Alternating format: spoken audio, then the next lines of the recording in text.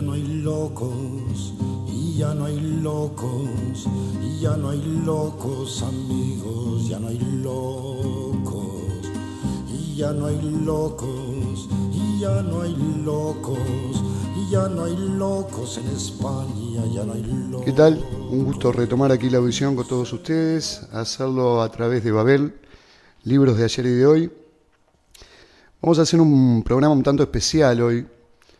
Mientras preparaba ayer las reseñas para comentarle algunos de los libros que tiempo atrás, como les dije, nos ha tocado reseñar en otros medios y hacer algunos trabajos especiales sobre un curso que estábamos haciendo, me encuentro con una página que quiero mucho,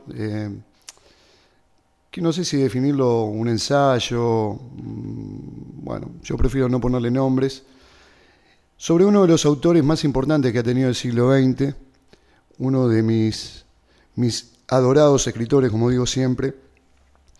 Y se me ocurrió que podía ser una buena idea para este programa, hoy al menos, cambiarle un poco el eje al asunto y, en vez de reseñar libros, poder hablar de un autor.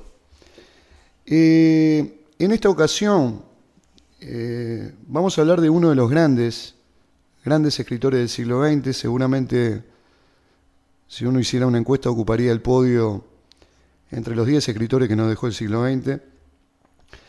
Se llama Louis Ferdinand Céline, un escritor francés, un escritor maldito, un escritor acusado de colaboracionista con el gobierno de Vichy, el gobierno impuesto por los nazis en Francia en la Segunda Guerra Mundial, que al día de hoy, incluso dentro del país, genera ciertas discusiones sobre su obra literaria.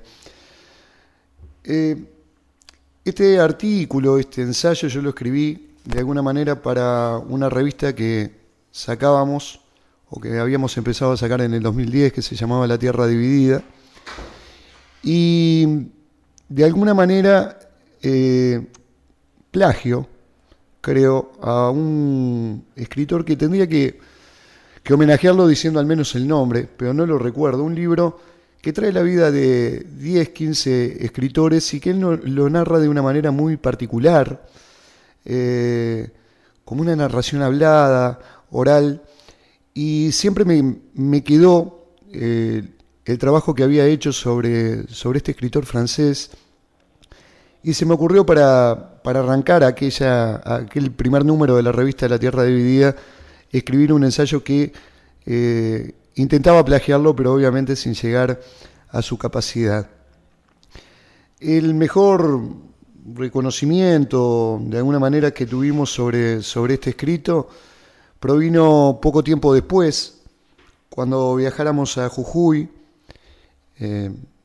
invitado por la organización Tupac Amaru de aquella provincia argentina, a conocer su experiencia cooperativa. Yo fui con la idea clara de poder entrevistar a un escritor muy importante que tuvo Argentina y que se llamaba Héctor Tizón, al cual al fin pude hacerlo, y le había mandado la revista que habíamos sacado previamente. Y cuando él nos esperó en su casa de Los Perales, no puedo precisar la fecha, creo que fue mayo del 2010, tenía la revista en sus manos, y cuando comenzamos a hablar dijo: está muy bien esto que escribieron sobre Céline, y ahí se explayó largamente sobre un debate que se estaba dando en Francia acerca del 50 aniversario de su muerte. Son esos pequeños recuerdos que nos quedan y que, bueno, lo mezclo de alguna manera. Me dio la posibilidad de conocer a don Héctor, ya fallecido en el año 2012, y me quedó siempre ese halago, ese mimo de sin saber, creo que lo había escrito yo, elogiar la página. Ojalá esto que voy a leer, que es bastante largo y va a ser un programa un poco atípico, quizás no lleve más de media hora, pueda incentivarlos a ustedes a acercarse a este escritor. La biblioteca de Covipro tiene quizás su libro más conocido, su obra cumbre, que es Viaje al fin de la noche, que una compañera cuando la estábamos armando la biblioteca la regaló en 2 tomos, en una editorial de bolsillo. Y bueno, eso es una de las joyas que tenemos ahí en los estantes que están acumulando polvo. Si logramos con este artículo poderlos acercar a la obra de Céline, creo que el objetivo estaría cumplido, porque estamos hablando, repito, de uno de los grandes escritores del siglo XX, que quizás hoy no es del todo conocido por el gran público, quizás también por esa idea de escritor maldito. Yo llego a él, lo recuerdo luego de leer a mi otro adorado escritor uruguayo, Juan Carlos Onetti. Onetti admiraba profundamente la obra de Céline y creo que incluso la había leído en francés. Y bueno, esas referencias que uno toma de los escritores que le gustan, ir hacia los escritores que le gustan al escritor, ¿no? Y bueno, recaímos en este clásico de hace ya muchos años, más de 20 seguro, leyendo, repito, a una de los grandes artistas que ha tenido el siglo que dejamos. Es un artículo bastante largo. Ese artículo fue escrito en base a un libro que no había llegado a Uruguay todavía, Cartas de la cárcel, que obviamente no es ficción, sino que son todas las cartas que escribió Céline mientras estuvo prisionero en Dinamarca. Y un poco la excusa que utilizamos para poderla reseñar es hacer como este tipo de ensayo sobre su obra. Vamos a comenzar a leerla, vamos a ir poniendo algunas pausas mientras lo hacemos. Y repito, ojalá esto que pueda leerles les permita a ustedes o les llame la atención a ustedes como para poderse acercar a la obra de este maestro de la literatura. El artículo se llamaba Las prisiones de Céline y arrancaba con un epígrafe de Ernest Junger, de Diarios, quien lo conoció a Céline y lo describía de esta manera: alto, huesudo, recio, un poco pesado, pero vivaz en la discusión, o mejor dicho, en el monólogo. Cuando habla tiene la mirada fija propia de los maníacos, una mirada que parece brillar desde el fondo de las cavernas. Son unos ojos que ya no miran ni a la derecha ni a la izquierda. Se tiene la impresión de que este hombre camina hacia una meta desconocida. Siempre tengo la muerte a mi lado. Mientras pronuncia esas palabras, señala con el dedo un punto situado junto a su butaca, como si allí estuviera un perrito. En 1998, al publicarse en Francia Cartas de la cárcel, se volvió a encender el debate sobre la obra de Louis Ferdinand Céline. En efecto, el perro sarnoso de las letras francesas, como a él le gustaba llamarse, sigue siendo motivo de prejuicios en ciertos círculos intelectuales, los cuales continúan preocupados en resolver el dilema que se establece entre la creación literaria en sí y la resonancia ideológica en ella del autor. Esta contradicción parece una paradoja para quien pregonaba las no ideas dentro de sus obras y que terminara siendo cuestionado hasta hoy aún precisamente por ellas. Maestro indiscutible del siglo XX, Céline logró fingir con éxito la oralidad, según palabras de Mario Vargas Llosa, estilizando el lenguaje popular en una narración continua que discurre entre puntos suspensivos, transponiendo la escritura al lenguaje hablado, interrumpida por estallidos verbales, improperios y metáforas del titi parisien entre signos de exclamación. Su lenguaje es la perfecta representación del caos de la vida, de un mundo donde la idea de progreso carece de sentido. Su obra, la que estilísticamente puede considerarse como un antimodelo de su compatriota, el otro gran prosista francés, Marcel Proust, definitivamente dio mayor vigor y significado a la lengua francesa. El mundo está cuerdo, terrible, horriblemente cuerdo. Todo el mundo está cuerdo, terrible, horriblemente cuerdo. Ya no hay loco. Para hablar sinceramente, así entre nosotros, terminó peor que empecé. Esta es la primera línea de un castillo a otro. La confesión, la constatación de un final anunciado. Este viejo demente ya está contando los días que le quedan. Los avisora son pocos. Pobre, calumniado, humillado, recluido o exiliado voluntariamente en Meudon junto a Lucette, su esposa, como él la definiría, la Ofelia en la vida, Juana de Arco en el infortunio y unos cuantos gatos rodeándolo. Nació en 1894. Apenas terminó la primaria para empezar a trabajar. No había opciones, la pobreza es así, aunque ya soñaba con ser médico. Pero antes estaba la comida. Trabajaba para 100 patrones, amontonaba tareas, apenas le da el día. Sueña con escapar, no importa dónde, pero sabe que cualquier lugar será mejor que este. Se lo promete, que ni bien pueda lo hará. Será su primera cárcel y las ansias de fuga lo atormentan. Y el momento llega, 1914. Ferdinand tiene 20 años y toma una decisión que lo marcará toda la vida: enrolarse de voluntario en el ejército de Francia. Va detrás de las consignas patrioteras, heroicas que el gobierno ha formulado. Muchos creen en ellas y se alistan. Entonces, una vez en el frente, adiós sueño. La noche oscura, la pesadilla, la decepción. Allí lo único que sueña es en escapar otra vez. No le importa ser desertor o antipatriota. No entiende qué hace en ese lugar y contra quién pelea. Teme que lo fusilen.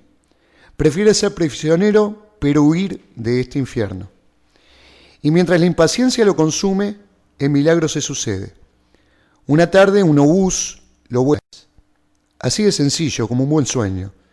Cuando despierta, está en un manicomio de París, con la mandíbula deshecha y varios dientes de menos. Aclaro ahora, como consecuencia, también tendrá la secuela durante toda su vida del vértigo de Meniere, una enfermedad producida por la alteración del oído interno y cuyos síntomas son los ataques de vértigos, acompañados de náuseas, vómitos, pérdida de la audición y una sensación constante de presión en el oído. Al fin, ya está. Más vale herido que muerto. Fin de la guerra para él, piensa. Pero atestado de nuevos heridos, ocupa en el hospital una cama que es necesaria. Los médicos le diagnostican una incapacidad mental definitiva del 75% y lo sueltan, así de trastornado, con un cuarto de cerebro sano. Sigue soñando con ser médico. Callado estudia en las noches de insomnio. Desde que lo largaron no puede dormir más de 3 horas, acosado por dolores. Esa es la leyenda, al menos, tanto la que él creó, así como la que alegan sus defensores, posteriormente, para justificar las tonterías antisemitas de un chiflado, aunque también sirva de fundamento para realzar el genio de su escritura. Habrá nacido la estrategia del dolor apocalíptico, del sufrimiento y la furia paranoica. El origen real permanece en el no aclarado fin de la noche, afirma George Steiner. De a poco avanza, bachiller primero, la carrera después, lo consigue. Se casa con la hija de un médico acomodado. Todo parece resuelto. Pero el deseo de fuga continúa instalado en él. Se larga a probar suerte en Camerún como oficial del ejército francés, ejerciendo la medicina entre esclavos negros y moribundos blancos. Otra vez el espanto. Contrae una disentería que, maltratada, le deja una enteritis hasta sus últimos días. Ya no puede soportar lo que ve. Escapa a Nueva York como remero de una galera. Más tarde, en Detroit, lo contrata la Ford como operario, pero enloquece. Ya nadie puede evitarlo. Las máquinas le recuerdan el infierno de la guerra y se regresa a París, no sin antes vagabundear y delirar por las calles de esa mole de cemento. De regreso, instala un consultorio en los suburbios. Trabaja en un dispensario de un barrio popular en el suburbio de Clichy. Atiende a enfermos pobres, sin nada, con un poco más de ropa sucia y de vino tinto que los que vio en África. Les cobra 5 francos por vergüenza o con vergüenza. Pero el sueño entonces empieza a derrumbarse, como antes se derrumbaron todos los demás. Como un animal enjaulado siente que la medicina tampoco lo calma. Entonces escribe, en silencio, con su cuarto de cerebro sano. Pasa 4 años, noche tras noche. Ya no hay nada que lo deje dormir. Escribe, corrige, reescribe. Y la bestia logra su cometido. En 1932 publica Viaje al fin de la noche, pero bajo un seudónimo femenino, el nombre de su abuela, Céline, quizás producto de la modestia de un delirante. La intelectualidad queda absorta, se babean, aplauden, veneran a esa mujer que patea las letras francesas, que le rompe la espina dorsal, como él pretendía. La sacude en sus cimientos. Quien lea ese libro no puede quedar ileso. Es una maravilla repugnante. Obliga a cerrarlo de vez en cuando, reclinarse en la silla y cerrar los ojos. No puede leerse de un tirón porque rechina, aniquila. Es una melodía lacónica, oscura, que vomita bilis contra el mundo, contra la condición humana. Nadie, en su sano juicio, puede negarlo. Es una obra maestra. Solo puede escribirla un desequilibrado mental, alguien que hace rato está escuchando escondido en las sombras la melodía del bajo fondo parisino y que transformará en su petite musique. Cuando se pierde el juicio, y yo pregunto cuándo se pierde, cuándo, si no es ahora que la justicia vale menos que... Hasta el camarada Stalin aplaude, y su gobierno lo invita a la URSS en 1936. A Céline solo le preocupan los rublos del derecho de autor. No lo disimula y va. Trotsky les advierte pero no lo escucha. Podrá ser un gran escritor, pero jamás será un socialista porque en él no existe la esperanza. Es una alerta para toda la izquierda preocupada en reproducir realismos lejanos al suyo. Lo hacen recorrer las maravillas de la nueva sociedad, pero Céline quiere conocer los sanatorios, manicomios, hospicios. Y lo llevan.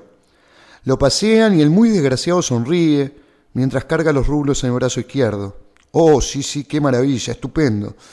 Cuando regresa, saca el bisturí, cuenta lo que vio y escribe mea culpa, un panfleto que echa por tierra cualquier confusión ideológica. Ese mismo año publica Muerte a crédito, otra novela estupenda, otra narración que parece escrita para ser oída, hija de ese oído fantástico para detectar la poesía escondida en la jerga del suburbio. Sin embargo, asoma en él algo distinto. Entreabre las puertas a lo que viene y el anormal deja ver sus dientes. Y ahí comenzará su condena. Ya no entiende ni quiere entender lo que pretenden que sea. Ve una Europa que muchos niegan o no quieren ver. Nada le importa. Vomita asco y escribe el primer panfleto antisemita del siglo, según algunos. Bagatelas para una masacre. Tal vez es injusta la apreciación porque no solo dispara contra los judíos, sino contra los arios franceses, negros, amarillos y todo lo que se le cruzara. Solo los animales se salvan. A este lo seguirán, ya bajo la ocupación alemana, la Escuela de Cadáveres, con su famoso Yo se los dijes, y Le Breux Drops. Ninguno de estos títulos son hallables, puesto que los herederos del autor no permiten su reedición, aunque hace poco tiempo una editorial con domicilio constituido en Paraguay reeditaba este último con venta exclusiva por internet. Menos aún, obviamente, se encuentran traducciones al español. Todos los dardos le apuntan. Es el primer colaboracionista para muchos. Los que ayer aplaudieron hasta sangrar las palmas, hoy dan alaridos pidiendo su cabeza. Y aunque resulte difícil comprobar en qué consistió la colaboración, esos 3 panfletos marcarán el inicio de su declive público. La leyenda negra se instala. Con el olfato de perro acorralado, intuye lo que se viene después del triunfo aliado en Normandía. La fuerza de la resistencia en Londres lo incluyen en la lista de personajes a represaliar. Había tomado la precaución tiempo antes de enviar a Dinamarca su fortuna, unos 6 millones de francos en monedas de oro. Su amiga, Karen Jensen, asesorada por el abogado Wilkelsen, la depositó en una caja privada de un banco danés. Emprende así el viaje junto a su esposa, su amigo Levignan, que abandonará la fuga a mitad del trayecto, y el gato Berbert, que sobrevivirá al viaje, el exilio y el regreso a Francia años después. Lo harán a través de un corredor estrecho que dejan los rusos y los aliados sobre los escombros del Tercer Reich, ocultándose, salteando lugares, durmiendo en iglesias o donde fuera. Así llegarán a Copenhague en marzo de 1945. Durante 8 meses pasarán ocultos, vivirán con ojos en la nuca, hasta que una denuncia anónima hace que dé con sus paraderos. Fue el 17 de diciembre. Ambos, él y su esposa, son detenidos. Lucette es liberada a los pocos días. Céline no. Una vez más, el infierno. Ahora sí, otra prisión de las tantas en su vida. Se murió aquel manchego, aquel estrafalario fantasma del desierto. Y ya no hay locos, ya no hay locos, ya no hay locos en España, ya no hay locos, ya no hay locos. En 1998, la editorial Gallimard publicó por primera vez Cartas de la cárcel, edición que estuvo al cuidado del amigo personal de Céline, François Gibault. Constituye un documento extraño. Lo es primero porque el autor no se propuso redactarlas para su publicación, pero además quien las escribe es Louis de Stouch, el médico, no el escritor que adoptó nombre de mujer para su primera novela. Se deberá rastrear cuánto queda del autor de Viaje al fin de la noche en ellas. A simple vista muy poco. Son demasiado formales, solemnes en ocasiones, neuróticas no pocas veces. Sin embargo, leídas con atención, no dejan de tener interés. Por un lado, puede apreciarse la mano de quien conoce el uso de la retórica con precisión, sorteando la censura que le imponían las circunstancias. Por otro, los alegatos en su propia defensa, las cartas son dirigidas la mayoría de las veces a su abogado, constituyen en sí un documento histórico de valor estimable. Una escritura contra el mármol de la historia, donde quedan al descubierto, y vuelan por los aires, falsos valores con los cuales Francia ha sido caracterizada.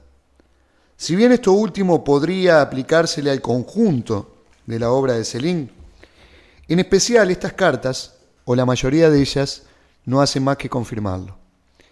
El epistolario está compuesto por unas 300 piezas escritas entre mayo de 1945 y junio de 1947 en el país donde se refugió Céline durante un lustro. Incluye unas 10 que pertenecen al periodo inmediatamente anterior a su prisión. Ya en ella, cuando la dirigía su abogado, Mikkelsen, al amparo del secreto profesional, Céline dedicará párrafos, incluso páginas enteras a su esposa Lucette. El tono cambia en función del interlocutor.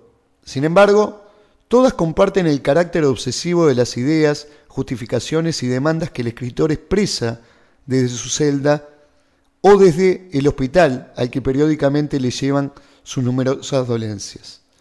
La descripción exhaustiva de estas últimas es uno de los asuntos más reiterados desde la secuela de sus heridas de 1914, que lo hicieron un mutilado de guerra, hasta otras distintas adquiridas durante el encarcelamiento. Pero junto a este tema están los otros, los cuales comienzan a repetirse carta tras carta.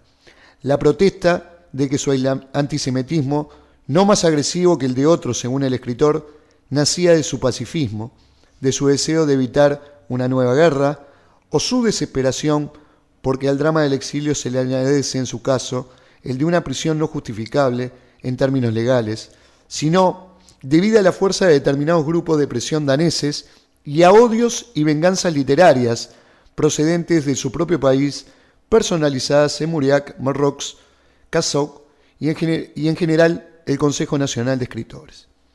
Otra de sus obsesiones es la de refugiarse en España, a donde lamenta no haber escapado ya en 1940.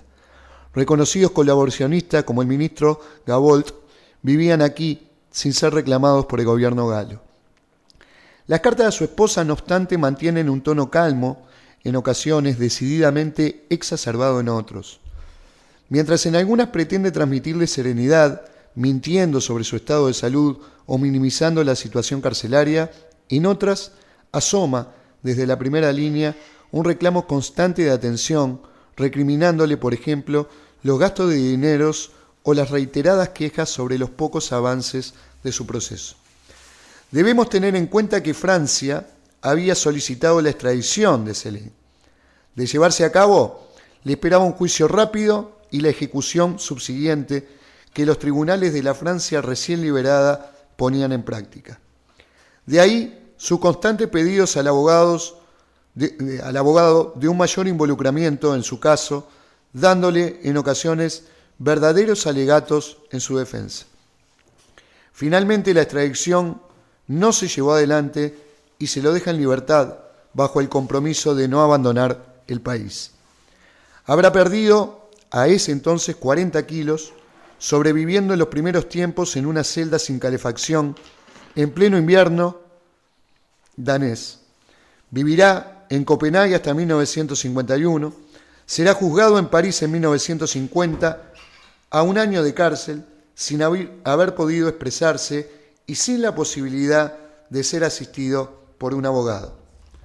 La condena es una pena inferior a la que había cumplido de carácter preventivo en Dinamarca. Una amnistía le permitirá regresar a Francia.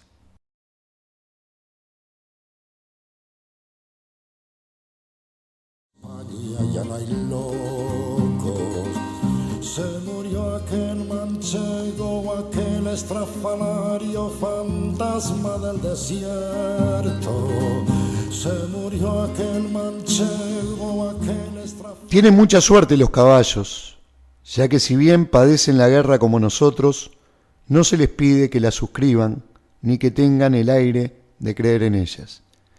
Desdichados pero libres caballos. El entusiasmo, ese puto, por desgracia, es solo patrimonio del hombre. Había adelantado, en Viaje al fin de la noche, su alter ego, Ferdinand Bardamu. Las novelas que le siguieron a su regreso a Francia fueron gimoteos, lamentos que apuntalaron a todo lo que se le cruzaba. De un castillo a otro, tal vez sea el trabajo más apreciable de esa época, la primera parte de una trilogía que completan Norte y Rigodón. Lo demás son gritos trastornados, minados por la angustia y el odio hacia todo. Autobiografías que prescindían de la ficción porque directamente ya no le eran necesarias. El estilo es todo, dirá hasta el cansancio. Perdió el sentido del humor y el gusto de burlarse de los demás y de él mismo, como había sucedido en sus primeras dos novelas. Ya hacía mucho que no quedaba entusiasmo, nada. El deseo de que lo dejaran en paz, quizás. El haberse sentido perseguido lo condenó a un estado de depresión permanente que, unido a las enfermedades contraídas durante el encarcelamiento o agudizadas, las que arrastraba desde hacía mucho tiempo, lo convirtieron en alguien que vomitaba palabras sin condescendencia. Lo horrorizaba el mundo, desde antes, es cierto, pero ahora solo podía desear su destrucción. Sentía afectos por los animales, los enfermos y los presos, nada más. Y a pesar de ello, siguió siendo un enorme escritor.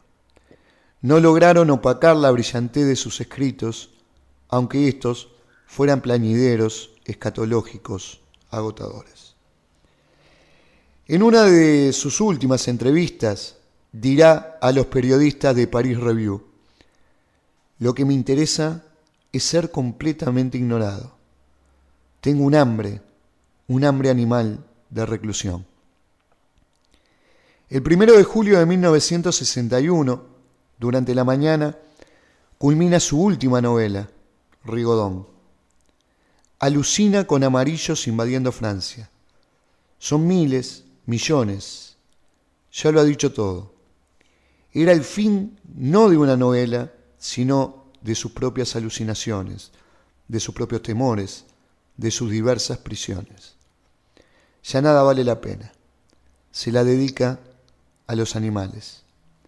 Vivía miserablemente desde hacía bastante tiempo, sin pacientes, sin dinero, con el prestigio arrebatado. Esa misma tarde, un infarto cerebral lo mata.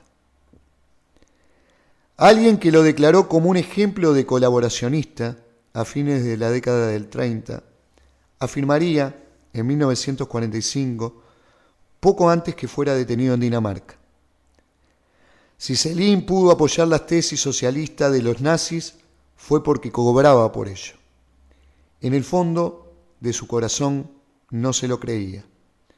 Para él no hay otra solución que el suicidio colectivo, la no procreación, la muerte.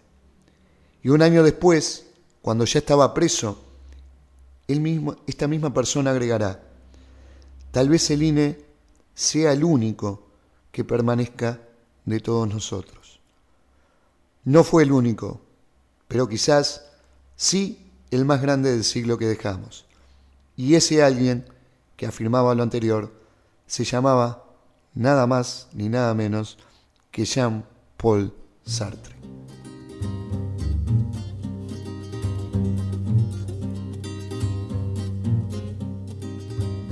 Ya no hay loco. Bien, hasta aquí el artículo bastante extenso que hemos leído.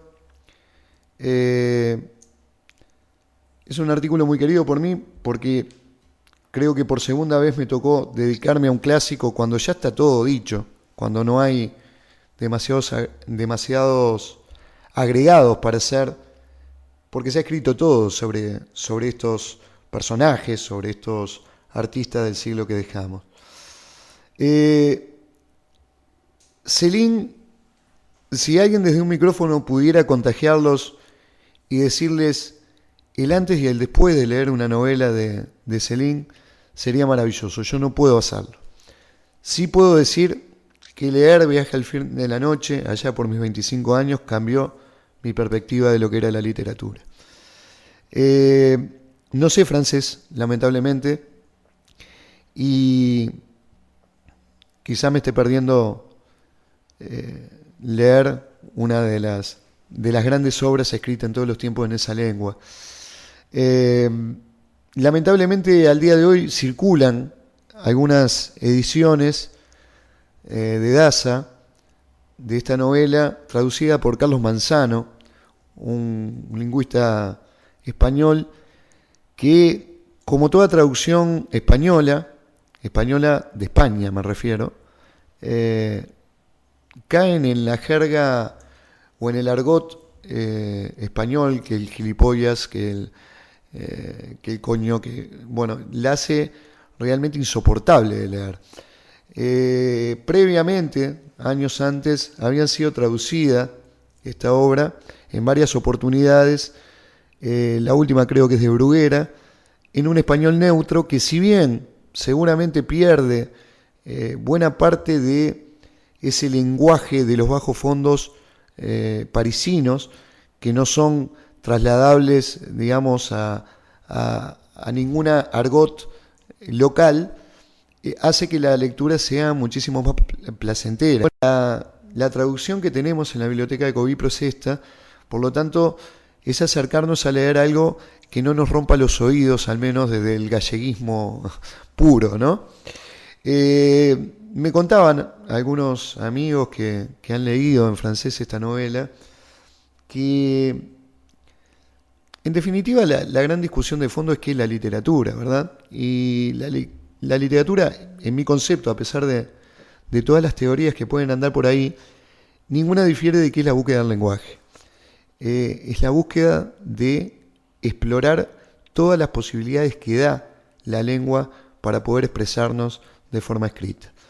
A Céline le quedó chica la lengua francesa y salió a inventar palabras. Y buena parte de lo que es Viaje al fin de la noche, Muerte a crédito, son palabras de esos bajos fondos que cuando le quedaron chicos también los reconvirtió y los reinventó para poderlos expresar de una manera que hasta ese momento nadie lo había hecho en lengua francesa. Ojalá esto que leí, que repito, fue la excusa para poder reseñar un libro de Céline que no es de los mejores escritos, obviamente, y repito, no es ficción. Ojalá todo lo anterior pueda servir para acercarlos. Nos gustó la idea de poder hacer un programa distinto de Babel, donde no reseñáramos títulos y no reseñáramos tanto título actual como nos está sucediendo en los últimos programas, sino que pudiéramos charlar un ratito de un clásico, de un escritor notable y que será seguramente un escritor de todos los tiempos. De mi parte, agradecerles que hayan permanecido aquí, acompañándonos en esta nueva edición de Va a haber libros de ayer y de hoy. Hoy podríamos decirlo, autores de ayer y de hoy. Y los dejo hasta el próximo jueves, donde nos encontraremos para ver la posibilidad o de reseñar 3 títulos, o quizás, no lo sé aún, de hablar del nuevo Premio Nobel de Literatura, Patrick Modiano, escritor francés también él, del cual ya hay unos cuantos libros circulando en nuestro país. Hasta el jueves. Y ya no hay locos, y ya no hay locos, y ya no hay locos en España, ya no hay locos.